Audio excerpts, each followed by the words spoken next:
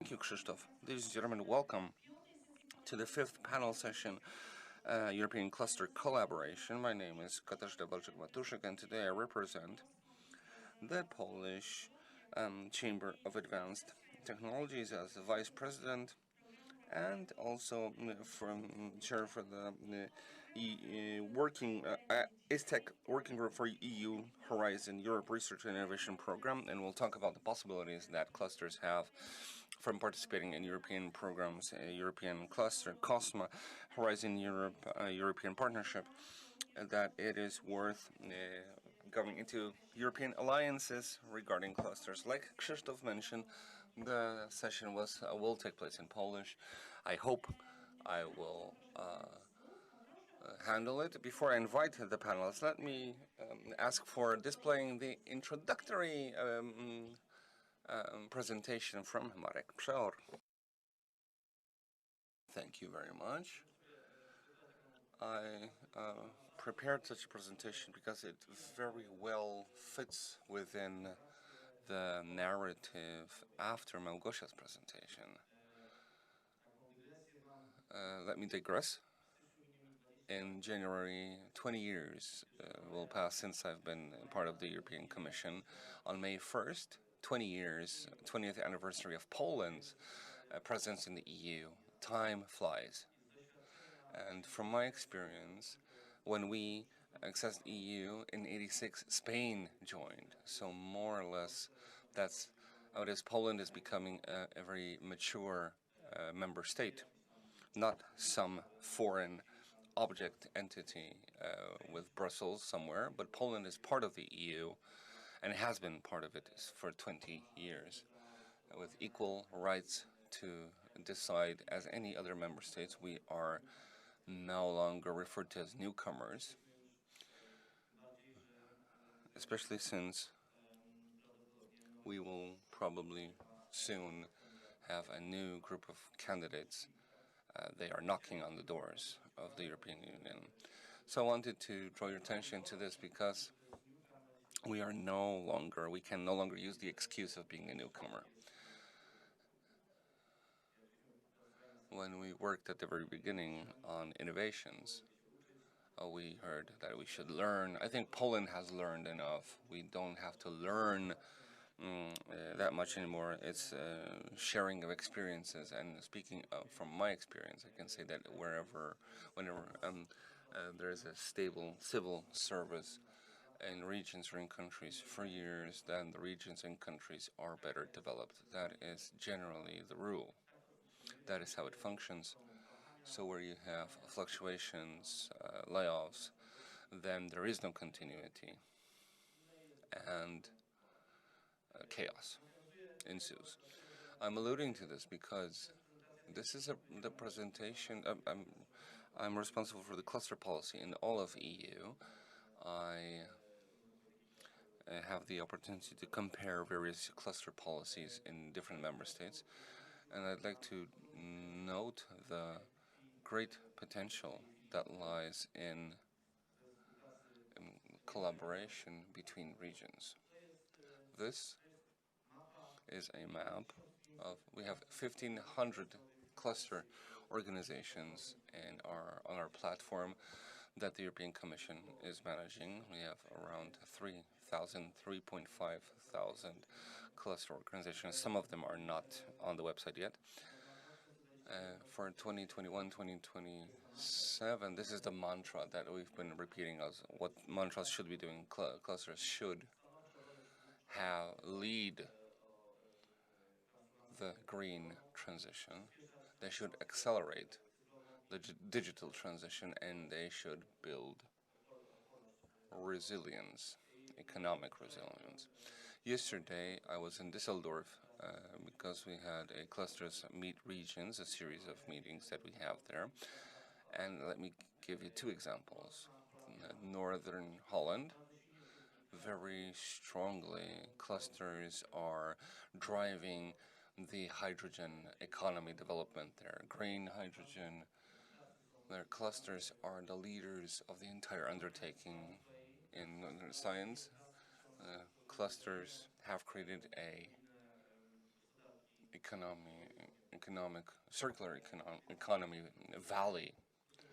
These are examples, very specific examples, because they are backed by enterprises and regions which support strategically that development.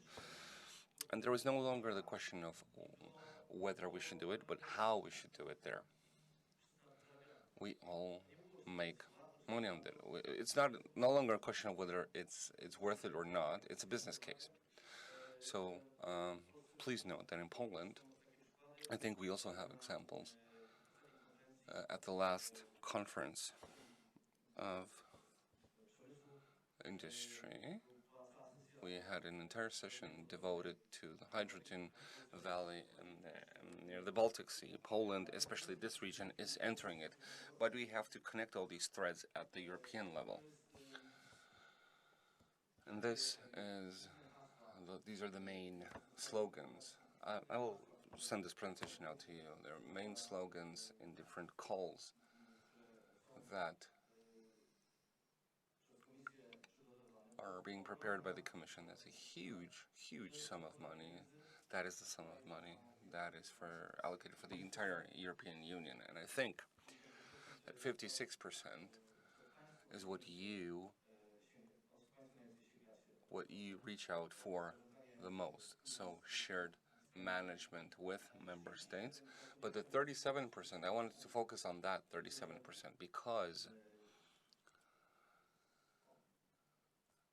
yeah, here we go. This is a website that should be in every cluster. Every cluster should have it. It should be, everyone should look out for these calls with a well-managed cluster that initiates activities, that finds opportunities, seeks out opportunities for SMEs and for scientists or academics. That is the website. And now more in detail. I selected some of them particularly important for clusters. The Horizon Europe, that is the one that is most well known. That is for scientists. The entire spectrum of different opportunities lies there. But that is, let's say, the most well-known in the direct management area. Single market program, very small, but significant for us is experimental. DG Growth for industry, and we have Euro clusters here. That is where we have the platform. We stimulate activities on the European level, but also live. All projects on green transition, Digital Europe program, another one, Connecting Europe facility. As for health, EU for health, health and everything related to health. Then we have a space program, a top-notch program. We have partners in Poland who are able to do this. As for, we have the knowledge, we have the know-how, we have Erasmus Plus, education, innovation fund,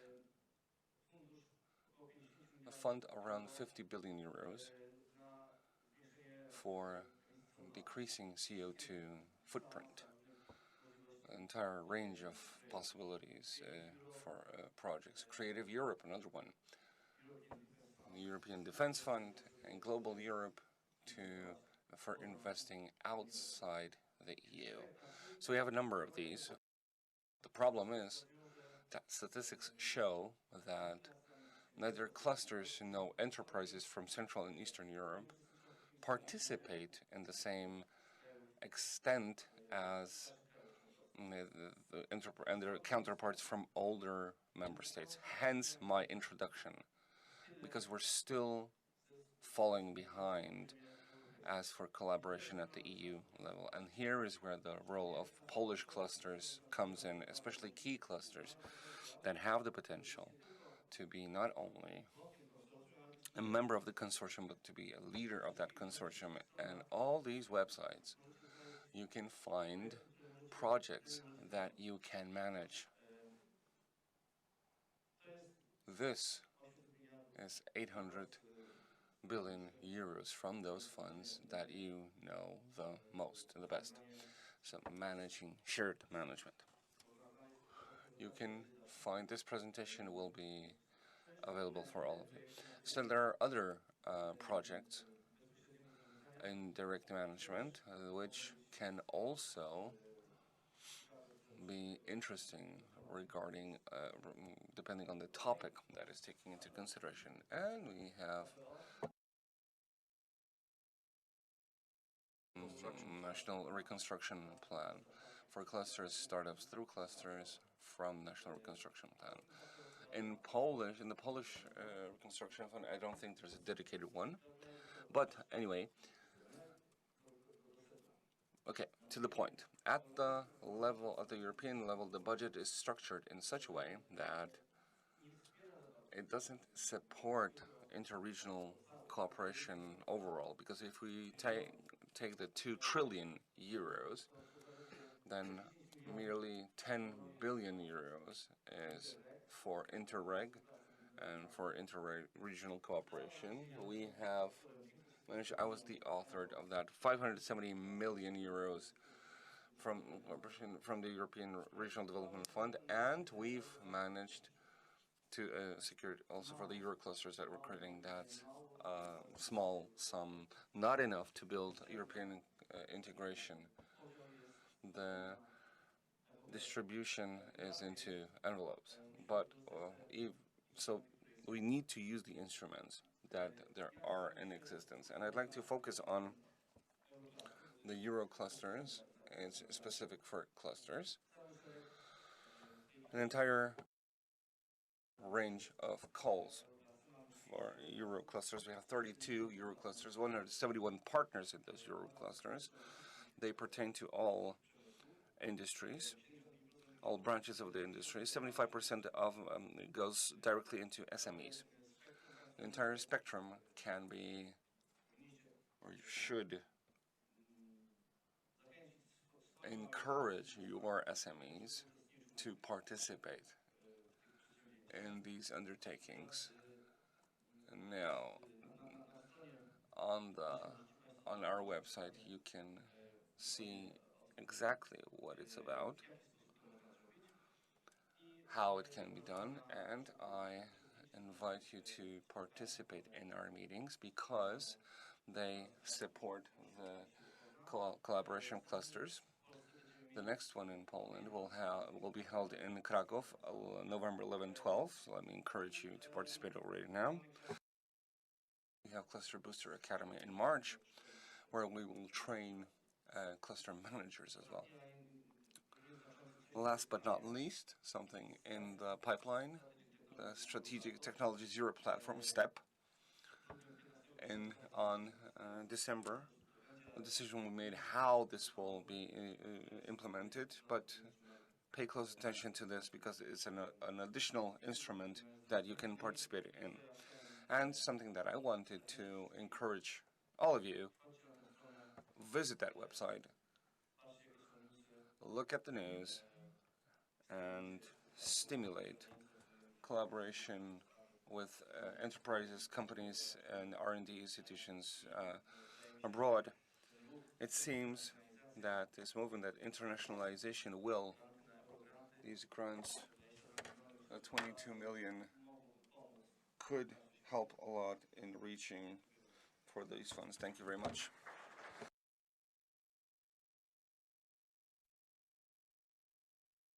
Thank you for this introduction, and please join me for the panel.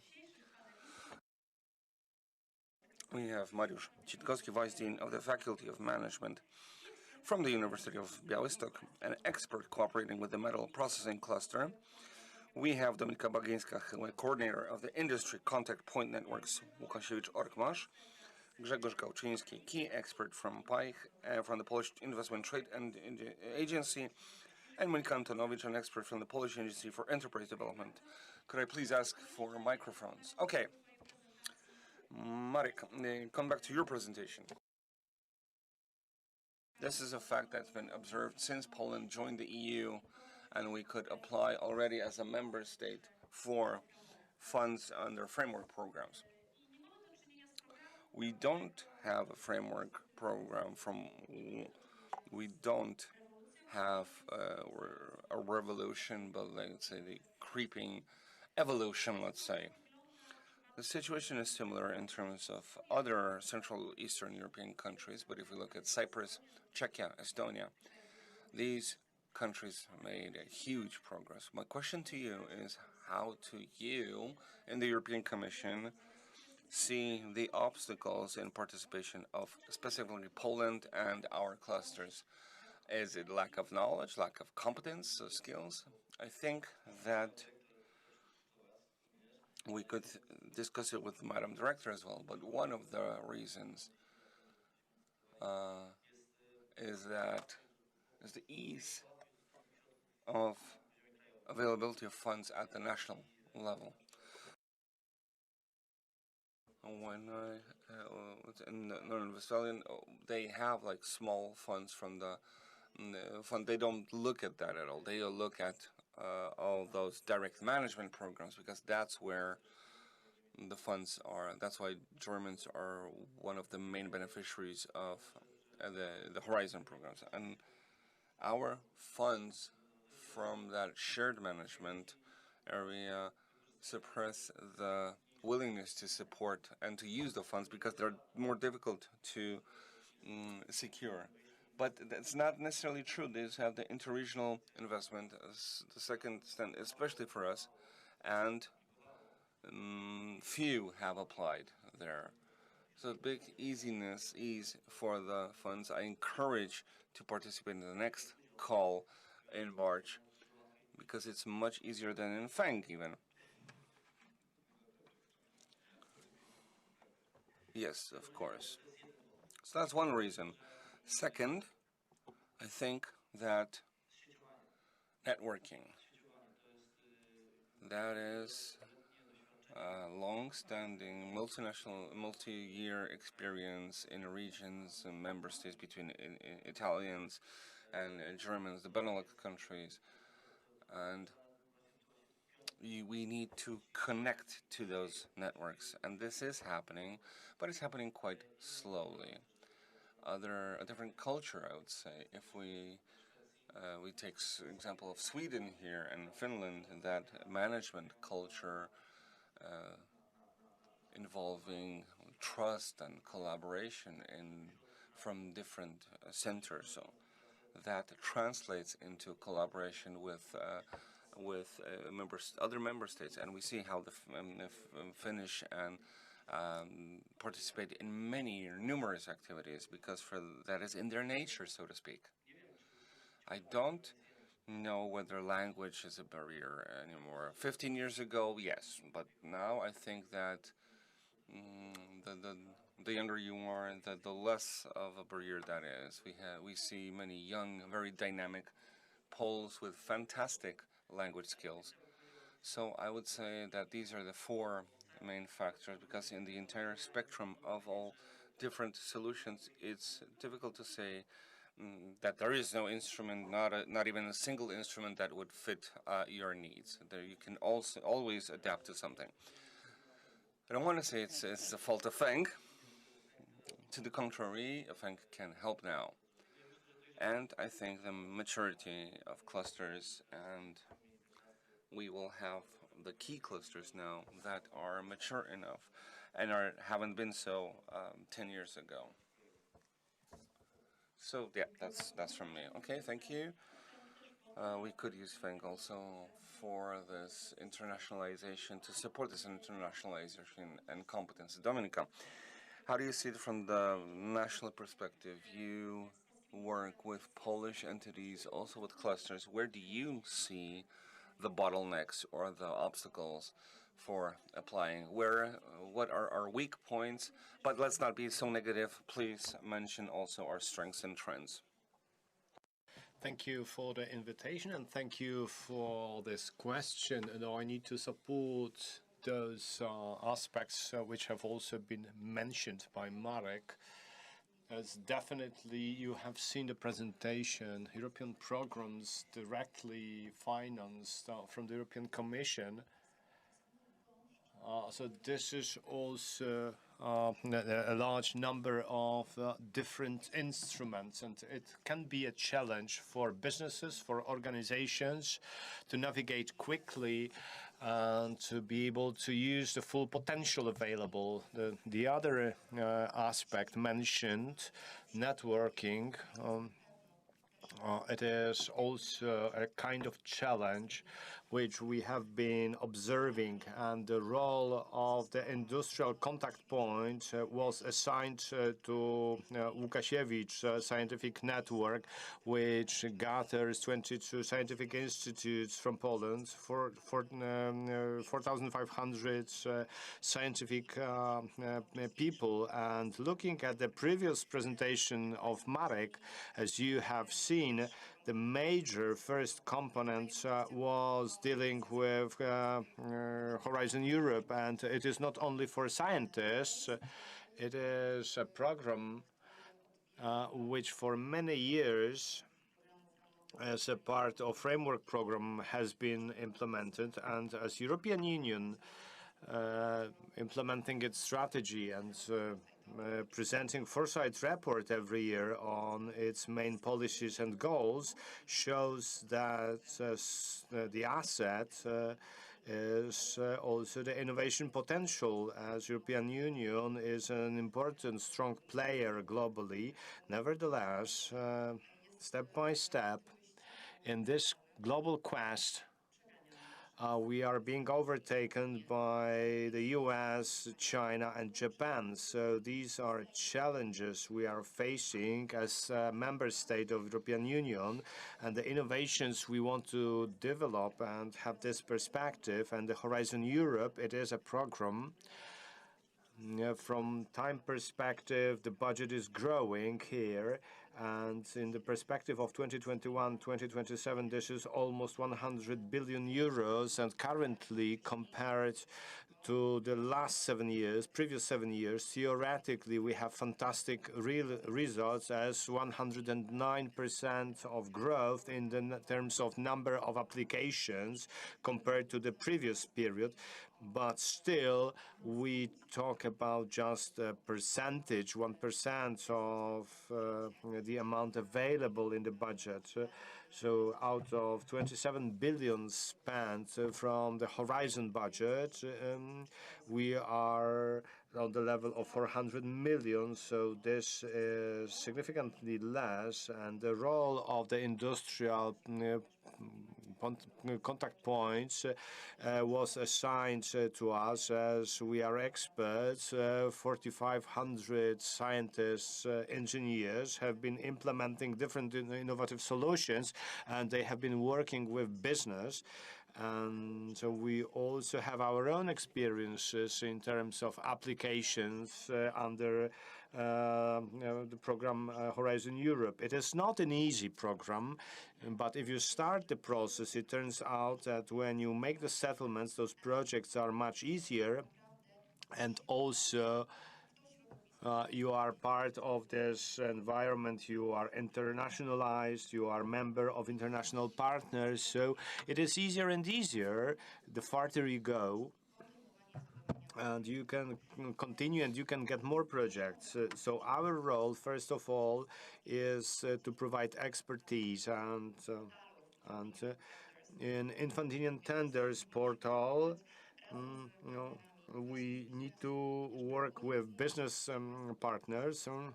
So if you look at statistics of the national contact point on dashboards, we have quite good results of Polish science, academia. The statistics, we have mainly academia,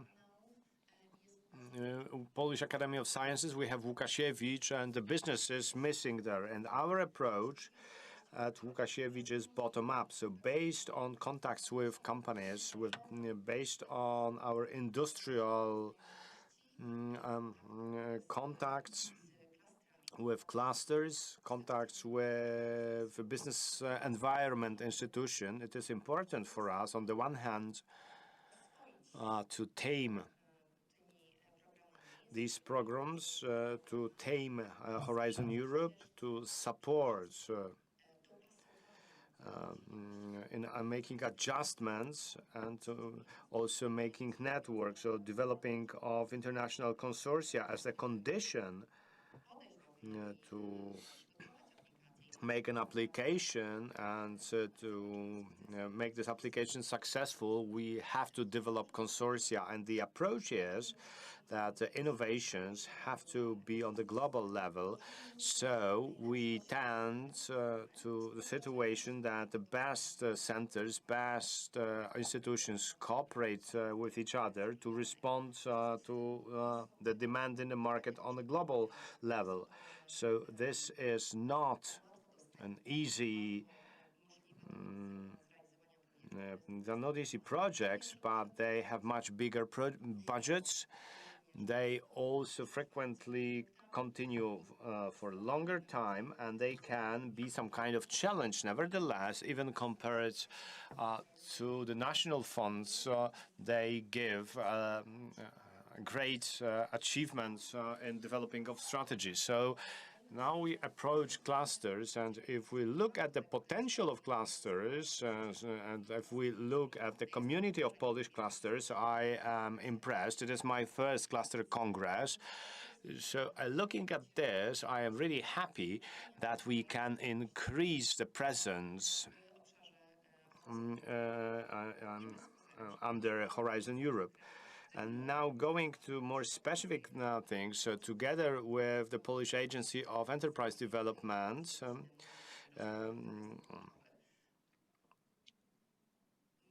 we have confirmed the possibility under qualified costs to cover costs in participation in European partnerships. So there are no results available, but we hear that there are a couple of projects which took into account, considered European partnerships and the clusters implementing the assumptions of green transition for their industries and their customers need to perceive the coherence of their activities, and they also should work on internationalization, and they should also get the potentials which are available on the European level. So yes, it is very important to connect into work of European partnerships and associations, as these are organizations which cooperate also with the European institutions, and this is also a matter of lobbying and policy dialogue.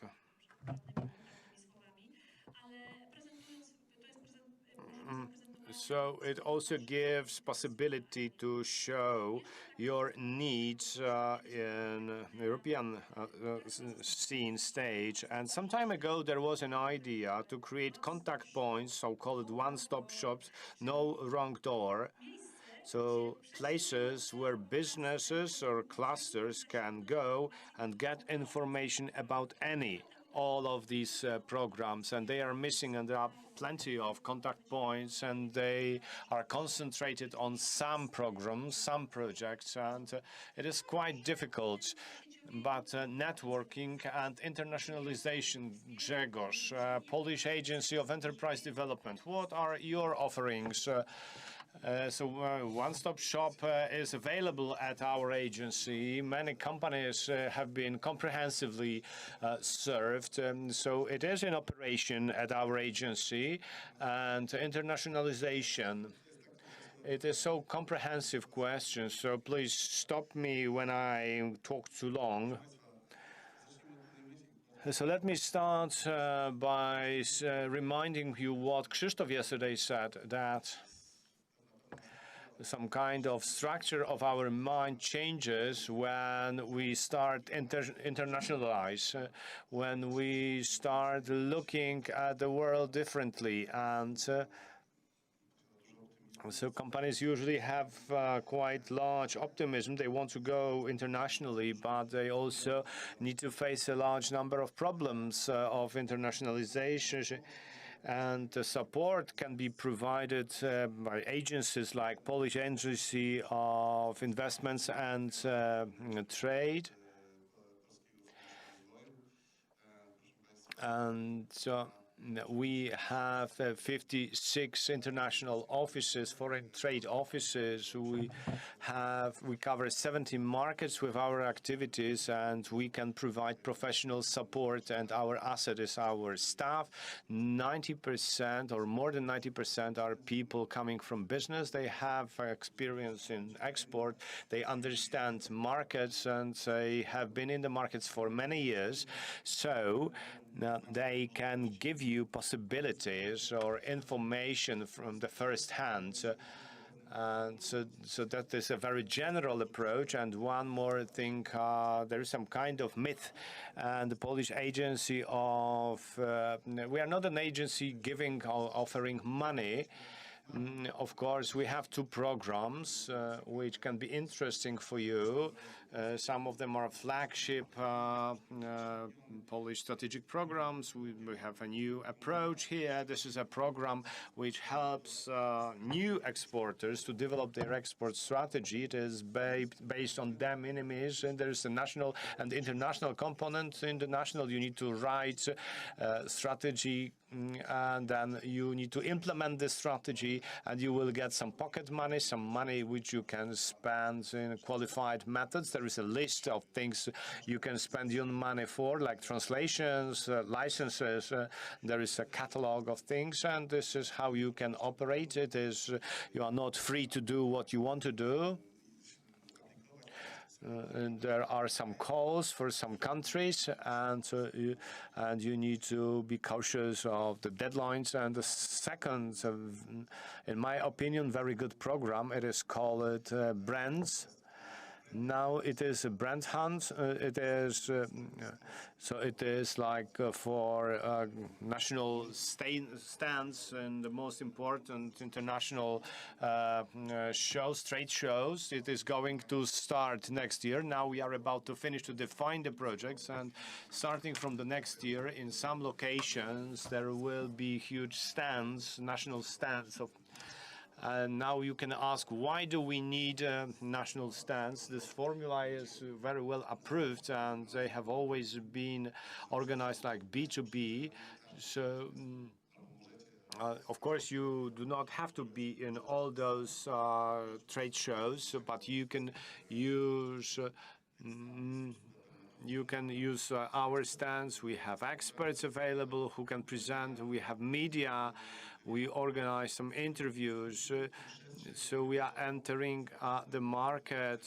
We invite partnership organizations, etc., etc. So the next chapter, yes? So this is synergy. This is synergy, cooperation. We know these magical words. And so, but before I move on,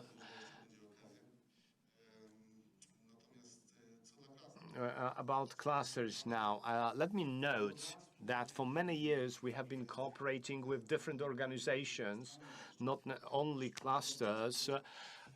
Once I was also a business person, and then I understood how important it was to agglomerate, to work together, and how to get the critical information, and also how to get the starting points. And now how it can be translated into cooperation, international cooperation. And clusters are our natural allies. As at clusters, you know what businesses do, where they are located. Either they are reliable or not reliable. For us, it is extremely important, as we are an agency building space for you, market international space for you. We have to know which companies are reliable, which are not, as our activities are used to develop the national brand.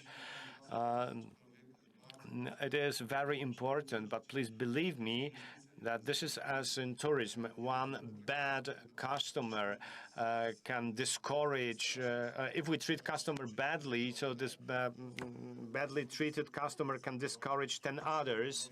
So the same is in international business. So if a Polish business will be perceived as some cheaters or not reliable payers, So those negative aspects can continue for 20, 30 years. And example, like our tractors in Nigeria. And if we go there, so they always say, yes, the Poles, they cheated us. So this makes the situation very difficult. We need to find good partners. And what is the benefit for clusters? Each cluster depends on their members. So you pay contributions. So clusters have their KPIs. And our agency is a gathering of great opportunities. We have been operating in 17 markets, so we define niches. We need to define export niches, and it is our obligation to encourage you to enter to these niches. So sometimes there are some great opportunities, and so sometimes the time is very limited. Of course, we do not know all the companies, but you do. You clusters know all the companies, and you can help us to find the right companies. So this is the key. We develop our KPIs, and we want to efficiently allocate public money, and you clusters are efficient in supporting your companies, as you can give them great opportunities to enter the markets which were difficult to enter. Yes, that's correct. Great opportunities, great chances, but you also mentioned reputation. Let me tell you an anecdote. For many years, fortunately, it changed as Polish coordination was not well perceived. It was believed that our work was not very efficient. Also, our competences were not enough. The situation is changing. It's improving. And also, we need to take care of our reputation. Monika, what can you tell us about clusters, about internationalization, about reports? Thank you very much for inviting me. Thank you for having me in this panel. And I would like to say that we try to observe clusters. Yesterday, I was telling you about the benchmarking analysis of clusters we do every 2 years. And under this analysis, we also study the potential of internationalization carried out by clusters. And we have a positive image here, generally positive image. As the situation is improving with clusters in terms of internationalization and supporting of internationalizations of businesses, the results are improving. And let me also comment on what Marek said. And I'd like to say that, unfortunately, English can be some kind of barrier, as usually we meet the key clusters. So these are much advanced clusters. They are mature, and they also carry out different types of activities on different levels. They also have the international cooperation. But in 41 clusters, we have 11 clusters, a quarter of them, of clusters. They do not even have a website in English. It is an important barrier. And if there are even people who would like to start working with them, it is difficult for them to find this cluster. And it is difficult to understand this, their offering. So this is disqualifying. And generally, if we look at the population as a whole of clusters, I have here a couple of ratios. As we analyze 3 areas, in fact, so the international potential, we have here services available for their businesses. And the services have these services available. 32 clusters have this kind of service available for their members. But in classical definition of clusters, cluster it is an organization which is to support cooperation and international cooperation. This is the core.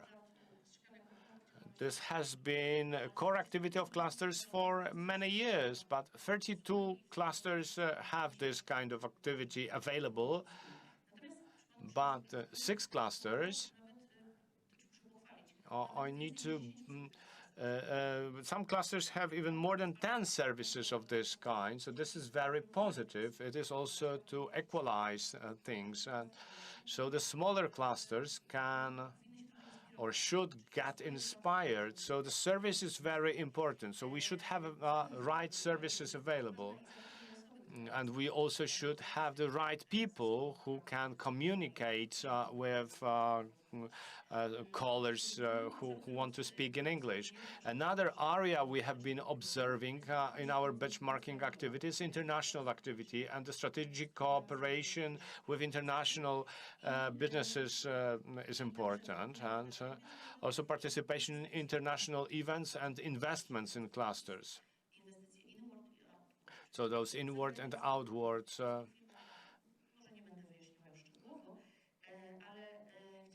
And I'd like to say that we have 27 clusters which have completed 64 projects over 2 years in pandemic years, so they were difficult years.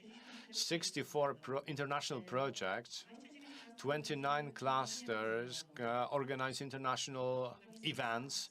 They organize international events, so they increase their internationalization and internationalization of their members. And there were 500 events in Poland over 2 years. We have a significant increase. It's 4.5 times more than in the previous 2 years, and also international activities, pro-export activities, how clusters support export. I'd like to say that the most needed type of activity and cooperation is participation in trade shows and missions and initiation of international projects. So this is what cluster members expect. So those clusters who do not do internationalization should consider this type of activity. As for the study we have conducted, members of the clusters are present in 31 markets. The best cluster is present in 120 markets.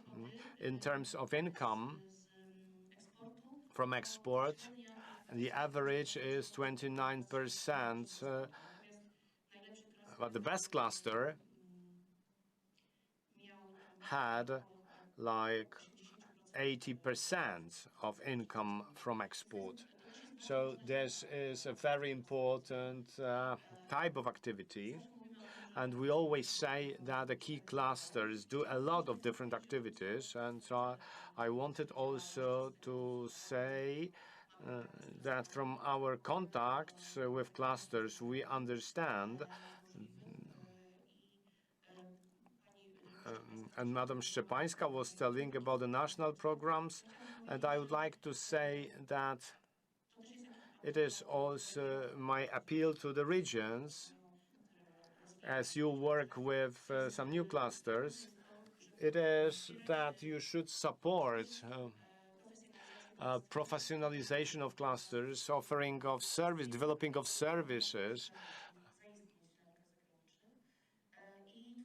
and creating of strategies targeted to export, and developing of some ideas on cluster operation towards internationalization. We not only have Horizon programs. I would like also to say that these programs induce cooperation among Polish clusters and increase their chances for entering the new markets. And Euroclusters, we have 9 Polish representatives. and I'd like to encourage smaller clusters who have less experience. They can establish partnerships with more experienced clusters to learn from them, and this will help them to enter international markets. And as Marek showed, some simple programs like Interreg, this is not so complicated as Horizon. It is not so difficult, but it helps to understand, to meet partners and to create things together. And I'd like to encourage you. And the Polish Agency of Enterprise Development was once a beneficiary, so it is not so frightening. And I'd like also to promote and support Marek. We also have this ECCP platform, and that's where we have 73 clusters registered out of 1,400. This is a great tool for cooperation. So this is a matchmaking. This is there is information about trade shows, mid-regions. And so this will help you to get to the markets, to show your offerings, and probably someone will find us. And to finish up, and I am sad a little bit that we discuss only European cooperation of clusters, as I wanted to talk mainly to those who are not so much advanced in exporting, but our key clusters, they should be based on international cooperation like PCI, and as key clusters are worldwide. So I'd like to say that we should have worldwide cooperation of clusters. You said an important thing, and those who are more advanced, have more experience, should invite also those who are less advanced. And this is what what they do in Spain. If you develop international consortium, so one partner will immediately tell you to invite two more partners. So this is why Spain is so much advanced, and we need to learn of this. And the last question in this round, as we finished 10 minutes later, so I will extend this panel by 10 minutes. So Mariusz, if you can tell us, as we have been talking about internationalization and competences, and can we concentrate on competency gap and in terms of the cooperation? What is missing? What we need to concentrate on? Let me say the situation is good. Yes, I'm fully convinced of that, but we are missing relationship competences. Why are we missing these competences? As international competences can be only achieved if we work historically. So in 2013, we studied how to develop clusters in Podlasie: construction, metallic industry, furniture, tourism. And now we have two key clusters: construction cluster and metal clusters. In 1980s of the 20th century, cluster policy in Germany. In 1990s, cluster policy in France.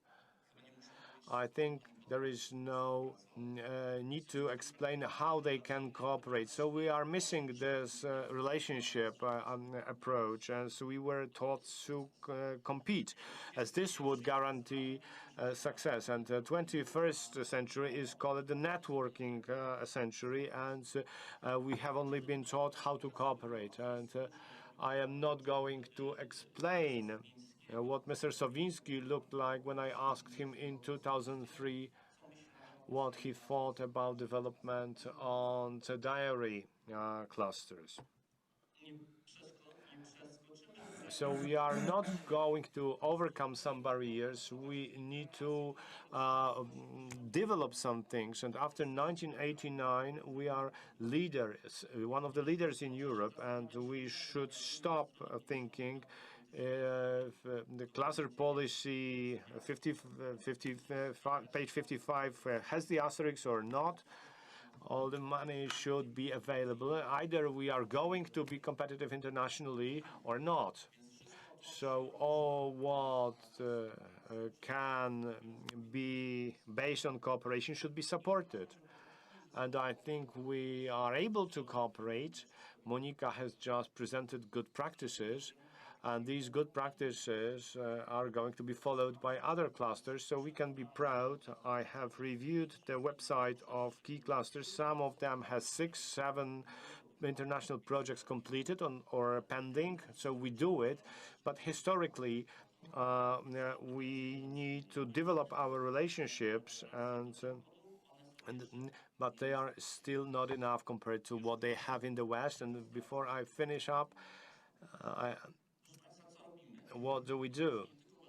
We not only look what was the case 20 years ago, but also as Dean of the Faculty of Management,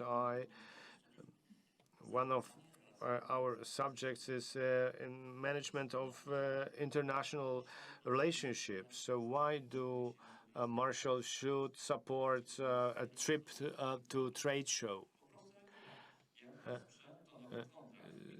So if they support, they need to have another contract. They will have to pay CIT, and the competitors and the businesses are more competitive. So we are same age. We are fighting for the competitiveness of the Polish economy. So we are great, but not great enough to catch up with the world. This aspect is very important. We see it every day. And you work with the business, fantastic ideas, great activities on the one hand, but when we organize something on our own, when we organize some matchmaking events, because we want to maintain the formula that is in the West, and we introduce them immediately, we copy the events, that we could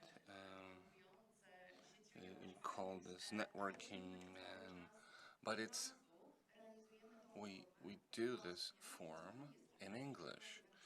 Very often our events are organized directly in English to invite guests in the same language to talk about specific calls, about collaboration, about common interest. And today we had, in the form of matchmaking, with each conference, we had a possibility of establishing collaboration and better learning about ourselves, not only in individual meetings. In Warsaw, the second matchmaking international event, we're trying to bring this to Poland, the events that are in the EU calendar, as for specific sectoral key technologies, key solutions and topics potent for all the sectors in the EU. On 21st, 22nd November in Norbin plant, we have the International Horizon for Poland event. We have over 550 people. For you, we've extended this, prolonged the deadline for enrollment in order to introduce it today. And these are 2 days of pitchings. When we talk about networking, it's important to quickly present your idea within 3 minutes, ideas that have to be sold in the language of benefits in English directly to a foreign partner. That is why this is something that before we reach these specific calls, international consortia, and signing of agreements, this is the process in which we are, and we accompany businesses from the very beginning. So please come to Warsaw and join us. We have 8 minutes late. I had a second round of questions prepared. Very interesting one, but I'd like to ask you for very brief statements. We are in a very unique moment. FENG has just started, but framework programs, European programs, are at the halfway point. This is the moment when we're talking about the next 10th framework program, about the successor of COSMO and many other programs. And in Brussels, discussion has started with organizations, with associations, and a lot is said on how this should look like, what research should be supported, should we focus on basic ones, on advanced ones, or whether this should be a top-down position or bottom-up ones to Marek, a question for you. What is being said about clusters in terms of the futures, and are clusters visible in this dialogue, Polish clusters? Yes, cluster policy is present in the working group, and it's talking about how clusters can still supplement or add on to this cooperation. I'm happy that you've mentioned the relational competences, and I have to say this, the entire concept of smart specialties is based on relational competences. This process that of collaboration in the region that is so hard to implement regarding depending on how you structure this pertains also to translating it into the European level. And I'm very happy that we have two representatives of clusters here from abroad. We have Christina from Lithuania and Anders from Sweden, because they are close to the Pomeranian, and we see that the collaboration, the significance, the geographic vicinity has significance. That's why doing joint projects in close geographical proximity creates opportunities. As for reaching far into the future, I'd rather still focus on what we have, because the potential is not filled up yet. We need to show that clusters have something to say here, and that if they don't use the funds, it will be difficult for me to have any arguments and discussions that clusters need supporting.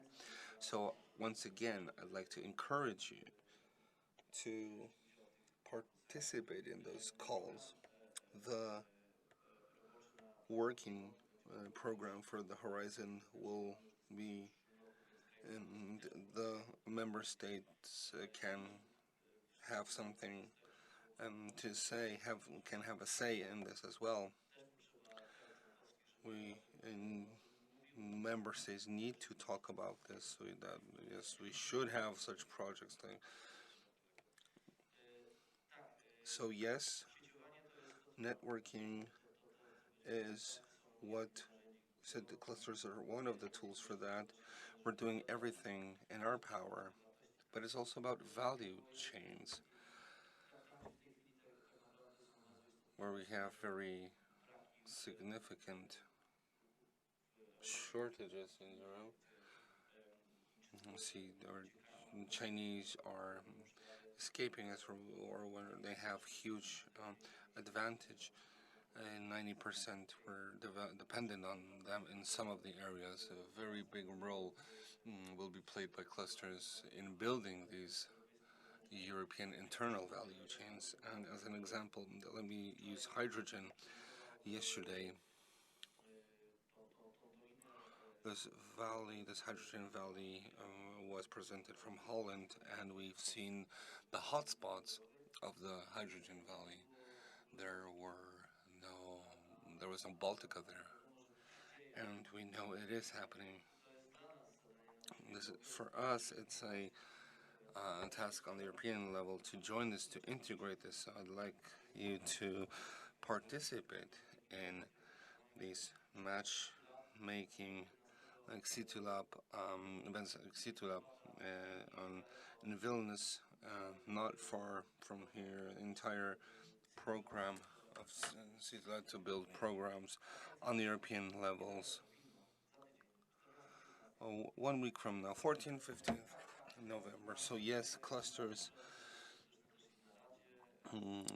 are present in the council as well as the commission. We will promote this as an issue of, when we give tools, we want them to be used by people as well. Yes, to have the arguments. Okay, one sentence. What would you like to see for clusters in the next prospect? Support of clusters as carriers of regional development, so policies based on clusters, financing of instruments like sectoral education using cluster ideas, and not throwing out mid-caps from support because they are inside and they are the carriers of innovation. They need to learn from someone. Clusters that are present and impact the agenda of innovation at the EU level. They are an active and equal partner, and they co-decide what the funds are allocated to, so that they can cater to Polish needs of specific sectors. Two problems that I wanted to outline that clusters will face. So the boundaries of their development and size. We are living in this race for success. We're growing, but we need to remember market emerging processes here. Vicent Ostrom, Slonstrom, analyze various activities of market activities, and many big numbers of small entities act better, not to fall in this trap of big growth. Our agency is a good example, dedicated to SMEs. The big ones will handle, but unfortunately that is not the case. A big company lives their own lives, and they provide a lot of material for work on their own. So paralysis by analysis, all these processes are extended and the work has to be repeated from scratch. So please, let's remember this. Secondly, an issue of the uniting. Poles have a big lesson here. We're starting to act together, but that's still not enough. We've been promoting export consortia for some years. It's very well developed in Spain. And here this cooperation with clusters will be key because the agency will moderate those consortia. You come from different backgrounds, including political ones. We need brave politicians, no matter the political spectrum they're from. The benefit of the entire economy is our shared value. We need to create structures like export catapults in Spain, where the state builds wholesalers of automotive parts, like in Senegal, where you can have a margin of 400%. Why the state? Because that is taking the risk upon yourself. That makes it easier for enterprise to grow and act. But we need brave politicians that will take the risk on their shoulders, because if a wholesale like that fails, the enterprise should not be responsible for that. Please join us for different discussions. That needs to be done if we want to be a state that with global ambitions. Let's look at Holland, that is everywhere.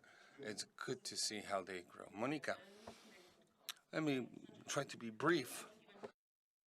I don't have expectations for cluster policy in the future, because you should have those expectations.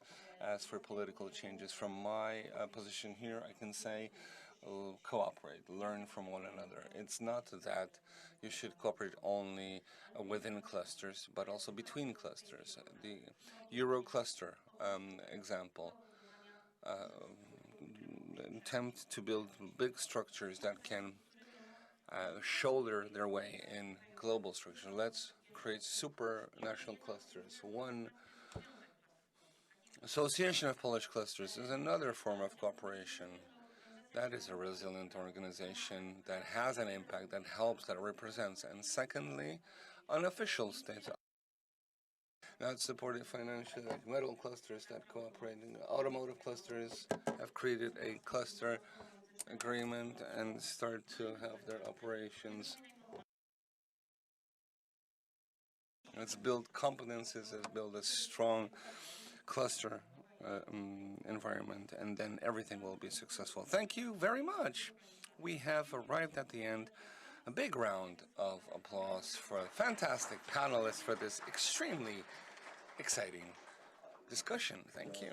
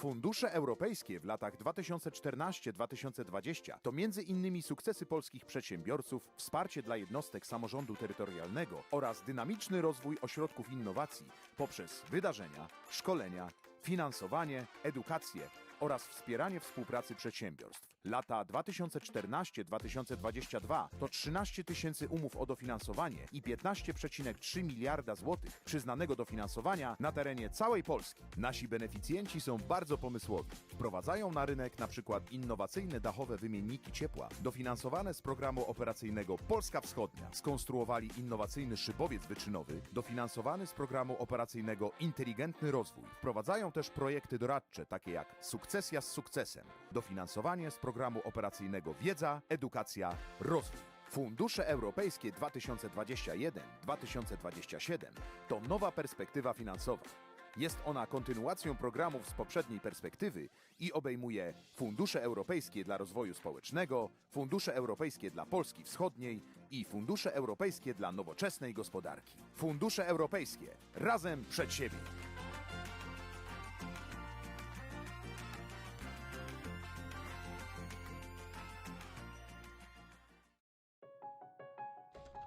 Historia przemysłu to historia transformacji i napędzających ją wizjonerów. Oto śruba. Kiedyś musiał wykuć ją kowal, każdą z osobna. Setki i tysiące śrub. Nie było dwóch identycznych, więc w tamtym świecie każda maszyna była rękodziełem. Pięknym, ale mało efektywnym. Idea, że śruby można produkować maszynowo, narodziła się w głowie jednego człowieka. Standaryzacja części zamiennych rozpędziła rewolucję przemysłową. Bez standaryzacji nie byłoby przemysłu. Lampa naftowa, żarówka, nawet karabin maszynowy – to wszystko wynalazki pojedynczych geniuszy. W XIX wieku transformację przemysłową napędzali wizjonerzy. Nasi dziadkowie postrzegali przemysł z perspektywy linii montażowej. Praca rąk setek lub tysięcy ludzi, prosta optymalizacja i efekt skali tworzyły przemysłowe imperia. Komputeryzacja oraz automatyzacja zmieniły układ sił i sprawiły, że ludzie zaczęli pracować ramię w ramię z robotami, a wynalazczość przeniosła się do centrów R&D. Równocześnie dane stały się surowcem, takim jakim dotąd była ropa. Dziś niezwykle istotny jest elastyczny model produkcji, który pozwala szybko reagować na potrzeby klientów. Bez modernizacji parku maszynowego oraz infrastruktury ciężko jest utrzymać konkurencyjność na globalnym rynku. Zmienia się sposób myślenia o miejscu i roli pracowników, bo transformacja cyfrowa bardzo zależy od kompetencji oraz talentów ludzi. Wdrożenie rozwiązań przemysłu przyszłości wymaga szerokiego horyzontu i zdolności organizacyjnych. Przedsiębiorca XXI wieku musi wiedzieć, jak efektywnie i bez szkody dla środowiska wykorzystać zasoby, jak szkolić kadry i reagować w ciągle zmieniającym się otoczeniu biznesowym. Skorzystaj z wiedzy oraz doświadczenia ekspertów Platformy Przemysłu Przyszłości. Pomagamy w cyfrowej transformacji do przemysłu 4.0.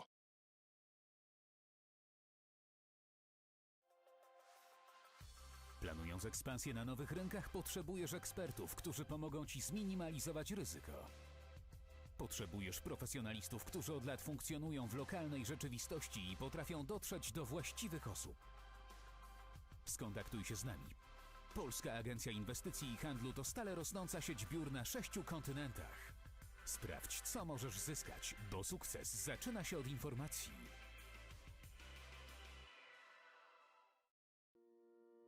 Cyfrowa platforma HR 4.0 to nowa usługa klastra SAM umożliwiająca przygotowanie i rozwój kompetencji kadr przyszłości, szczególnie w obszarze HR. Dostęp do bazy wiedzy. Wymianę dobrych praktyk ekspertów HR. Wsparcie pośrednictwa pracy i pozyskiwania talentów do organizacji. Współpracę biznes-edukacja.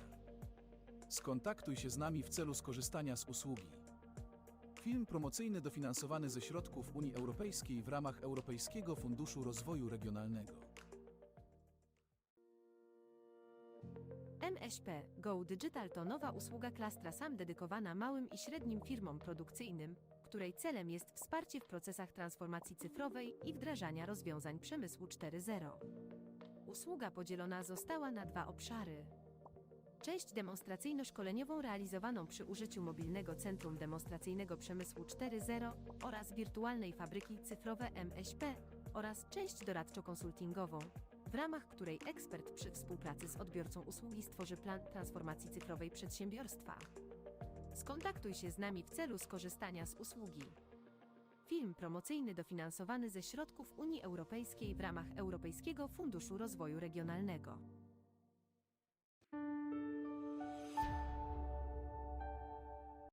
Lubuskie to region pełen możliwości. Tutaj możesz odpoczywać, uczyć się i rozwijać swoją karierę. Tutaj znajdziesz atrakcje turystyczne, znakomite uczelnie i nowatorskie szpitale. Tutaj spotkasz się z ludźmi, którzy mają wizję i pasję.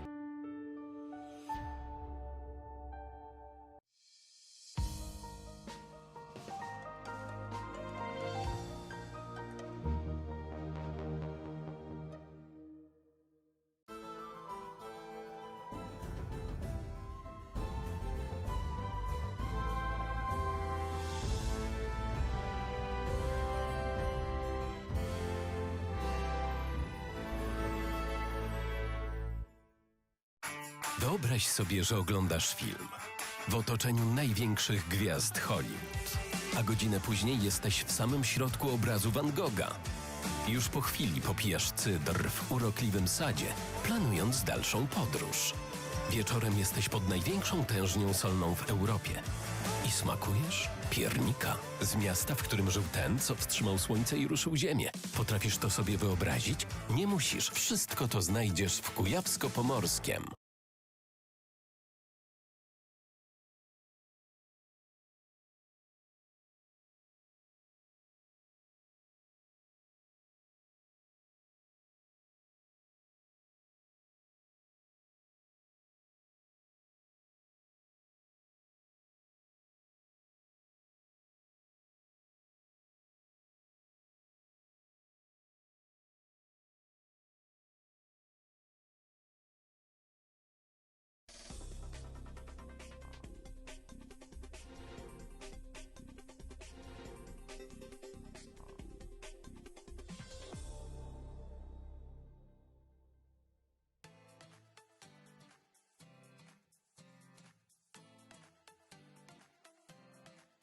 ARP i Vehicles to nowa, a jednocześnie mogąca poszczycić się dużymi osiągnięciami marka w grupie kapitałowej ARP.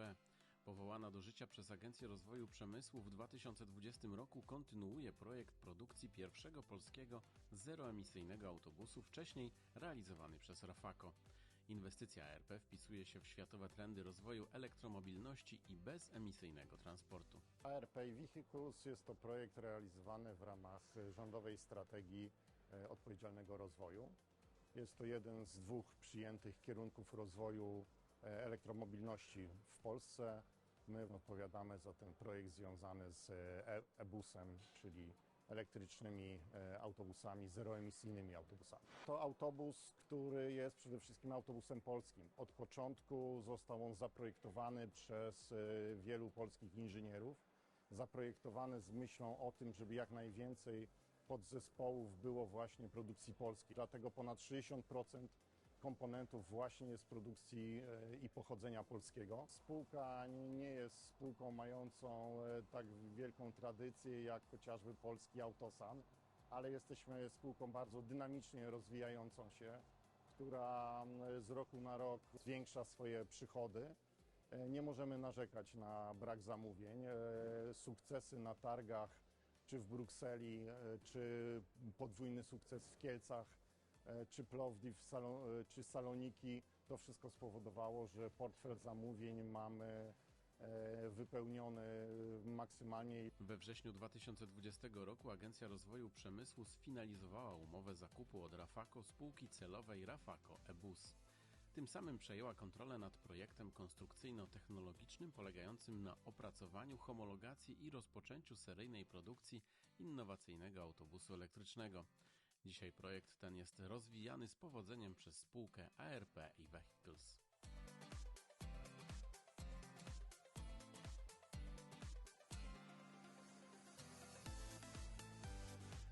Produkowany przez nas autobus to jedno z najbardziej innowacyjnych osiągnięć polskiej inżynierii ostatnich lat. W jego konstrukcji wykorzystaliśmy pionierskie rozwiązanie polegające na umieszczeniu baterii nie na dachu, ale pod podłogą pojazdu. Dzięki temu istotnie obniżono środek ciężkości autobusu, co z kolei wpływa na stabilność toru jazdy, bezpieczeństwo i łatwość prowadzenia. Pomimo baterii pod podłogą, autobus jest całkowicie niskopodłogowy na całej długości oraz w pełni przystosowany do przewozu osób niepełnosprawnych na wózkach. Nasze autobusy są także wyposażone w innowacyjne silniki w nowoczesnej technologii PMSM, które gwarantują niezawodność i doskonałe osiągi, przyspieszenie, moc, sprawność oraz niezawodność autobusu.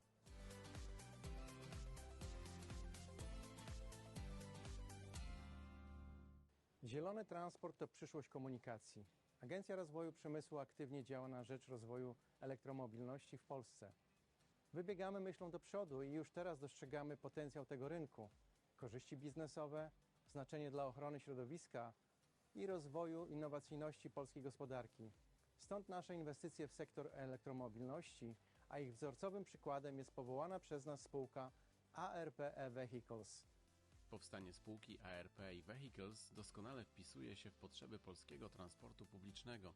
W ostatnich latach coraz więcej samorządów przechodzi na niskoemisyjny transport publiczny, a od 2025 roku w miastach powyżej 100 000 mieszkańców autobusy spalinowe zostaną zastąpione elektrycznymi. Trend niskoemisyjnej komunikacji publicznej przekłada się na wzrost zamówień realizowanych dla samorządów przez ARP e-Vehicles. Agencja Rozwoju Przemysłu jest naszym 100% właścicielem, dzięki któremu mamy finansowanie na naszą produkcję. Naszymi klientami są głównie miasta, gminy, związki powiatowe, powiaty i spółki komunalne, które realizują transport na terenie miast i gmin. Wszyscy ci klienci wymieniają obecnie tabor spalinowy na nowoczesny, ekologiczny, elektryczny. Oprócz rynku polskiego jesteśmy zainteresowani rynkiem europejskim. W zeszłym roku pokazywaliśmy nasze auto na targach w Grecji, w Salonikach, gdzie spotkał się z bardzo dużym zainteresowaniem z uwagi na jego małe wymiary, które były bardzo dobre i bardzo dobrze się sprawdzały na greckich, wąskich ulicach. Usprawnieniu produkcji sprzyja niedawna przeprowadzka firmy do Bydgoskiego Parku Przemysłowo-Technologicznego, jednego z największych parków tego typu w Polsce. Dzięki temu spółka zyskała przestrzeń do rozbudowy działu produkcji, a także znakomity przyczółek do dalszej ekspansji. ARP e-Vehicles to nie jest zwykła inwestycja. Jesteśmy dumni, że wspieramy projekt będący w pełni efektem polskiej myśli technologicznej i wytworem polskiego przemysłu. ARP e-Vehicles udowadnia, że polski kapitał i polska innowacyjność mają szansę konkurować jakością nawet na rynkach zagranicznych. Pierwszy polski autobus elektryczny produkowany w nowym bydgoskim zakładzie to także ważny krok w kierunku zrównoważonego rozwoju. Jest przyjazny nie tylko dla środowiska, ale przede wszystkim odpowiada lokalnym potrzebom. W Agencji Rozwoju Przemysłu chcemy, żeby zielony transport był łatwo dostępny nie tylko w wielkich miastach, ale także w Polsce gminnej i powiatowej.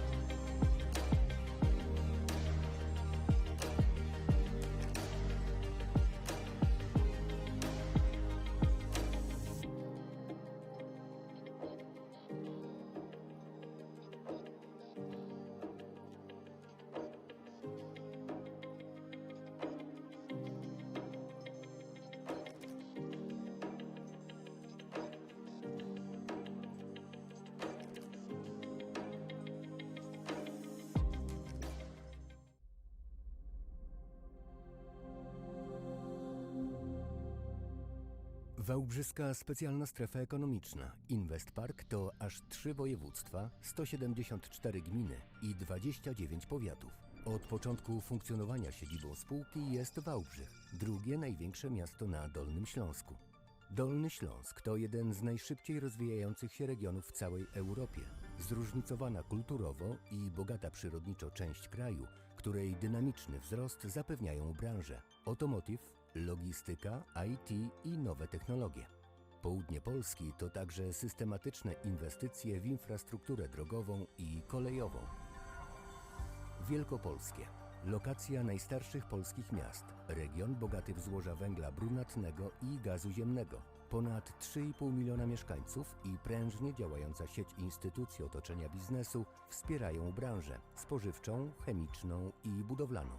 Wielkopolską strefę gospodarczą wybrali liderzy rynku, w tym m.in. Volkswagen, Rawak, Dino i Flex Films. Opolskie to zróżnicowany przemysł, wyjątkowa architektura i zabytkowe budownictwo. To region otwarty na innowacje i odnawialne źródła energii. Województwo napędza branża maszynowa i motoryzacyjna.